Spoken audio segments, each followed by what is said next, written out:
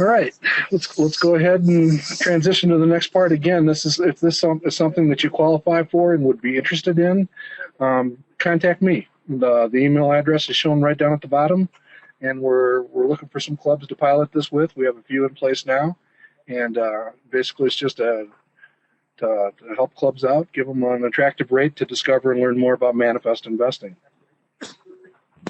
Cy is also going to give us a repeat. That's what I was going to say. I'm joining the second helping club as well.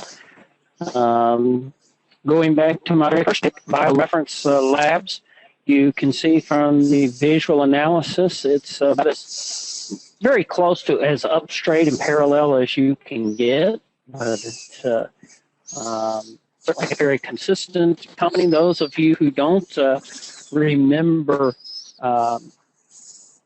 bioreference from the first presentation or not otherwise familiar with it, they are a medical testing laboratory. They're actually the third largest medical testing laboratory in the country, although it is a relatively small company. You can see the projected 2011 sales are $525 million.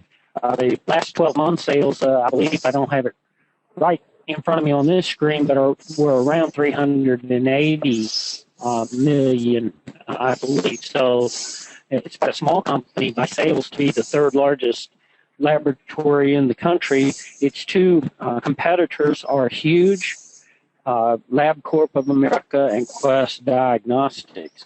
The remaining laboratories in the industry or in the field tend to be very small regional labs or in-house labs. So our bioreference is very well positioned, I think, to grow. Their full-service lab testing business is primarily in the Metro New York area, where they're second in that market to Quest, I believe, is the market leader there. They also have two more specialized testing areas in which they are actually a national laboratory. That's women's health, primarily oncology testing, but other women's related specialty testing, and also correctional facility testing. They test for correctional institutions in 46 of the 50 states and are the market leader in that area. So that's the company. You can see their historical record.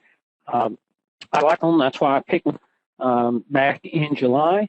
And in fact, talk about consistency. Notice the current price is $20.97. Guess what it was back when we picked it in July? $20.97. I don't know if that's necessarily good or bad since it's flat, but if I recall the relative to the market, it actually is a little above the market. But I may be wrong on that. I can't recall. But it's certainly sticking consistent. You can see here from the fundamental forecast, which is in line with my projections as well. Good sales growth forecasts of over 20%, very strong going forward. A projected return of 18%, and notice the quality of 82.5. Those are actually the second highest quality and the third highest potential return in the Roundtable portfolio, so it seemed like a pretty obvious repeat selection to me. Strayer is the one with higher quality and higher return. And just to let you know, on a quality screen I do on all manifest stocks, which is based on a projected return of greater than 5 points above my par, an excellent quality rating, that being above 65, financial strength of 80 or above, which is very good financial strength, and an EPS stability of 60, which is pretty straight line, but not super straight. BioReference ranks A out of the 600 plus, 700 plus companies covered by Manifest. So all in all, very high quality potential return company, I think, in industry that certainly looks good from the demographics as well as just the whole emphasis on expanding medical care, regardless of what you think of insurance companies and the so-called health reforms out of Washington.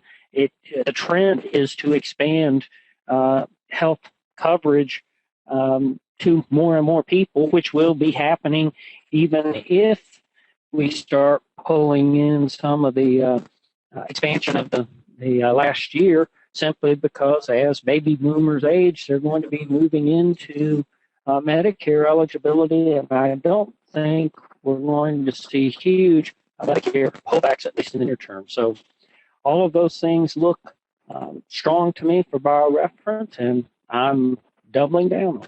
Okay, well, thanks, Cy.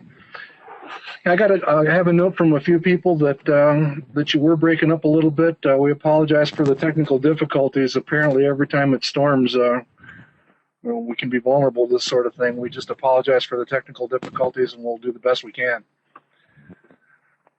All right, I would like to take a moment, and I could not allow our producer, Dan Hornick, he records these sessions and puts them up on the website for us, to escape the hatting of the participants.